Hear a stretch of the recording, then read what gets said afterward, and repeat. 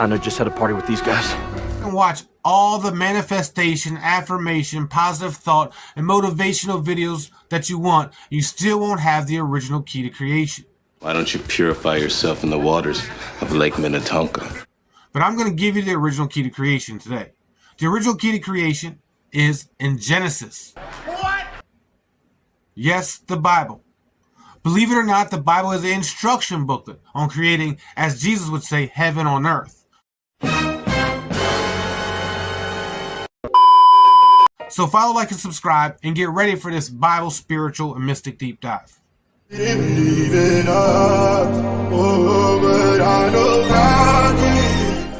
Now, Genesis starts out like this.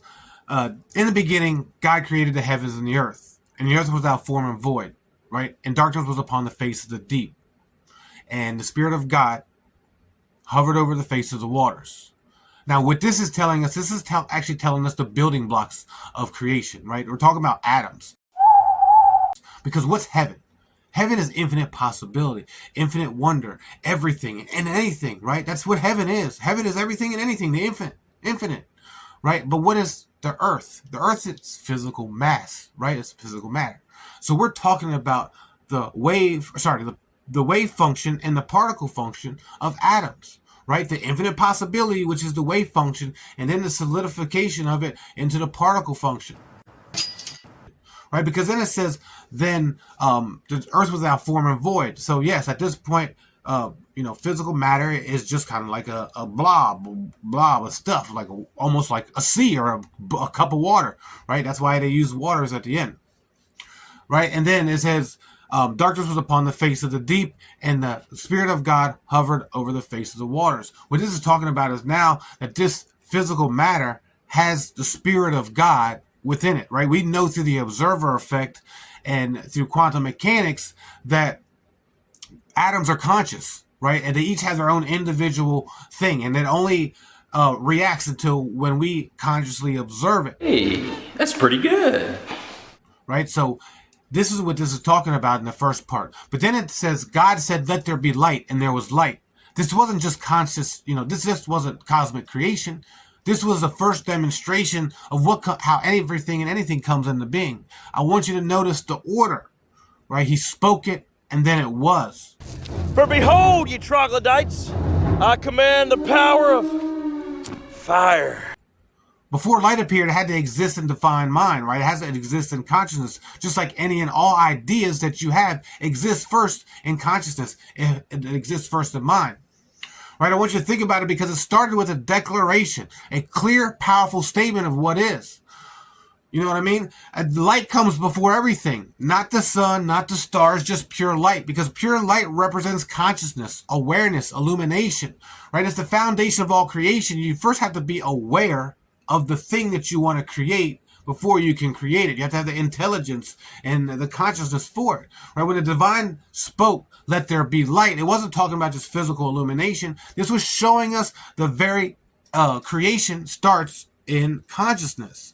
That boy is good. You're doing this right now regardless if you want to believe it or not, right? Everything that happens in your life, it started all with a moment of thought.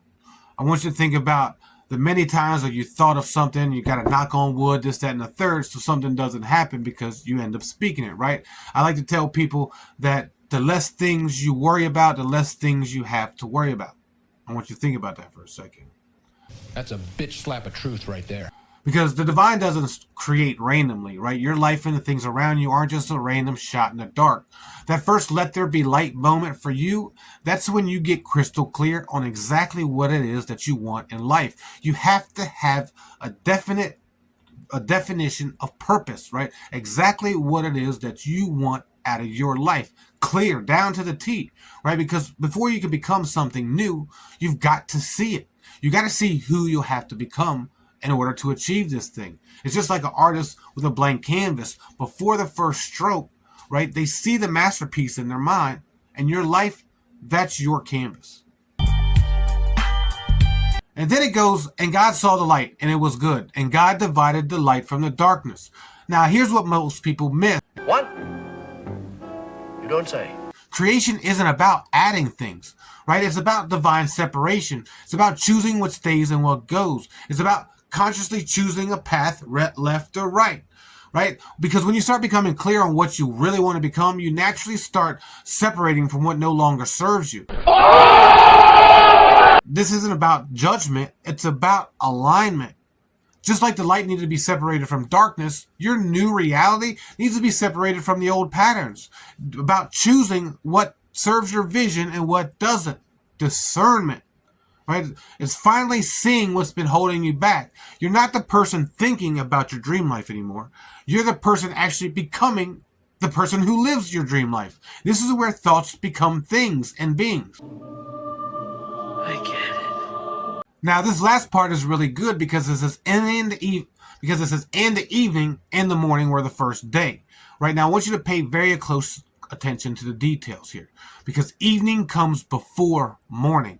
Your uncertainty, your doubts, your fears, your not knowing how it's going to happen, right? Your questions, that's your evening phase. It's supposed to be there, right? They're not obstacles. It's a part of the actual process. But this is where a lot of people quit, right? This is when the doubts and the fears start to creep up. But just as surely as day follows night, clarity follows confusion when you hold steady in your vision and you just keep on going and you don't quit, right? This isn't about waiting for motivation or perfect circumstances.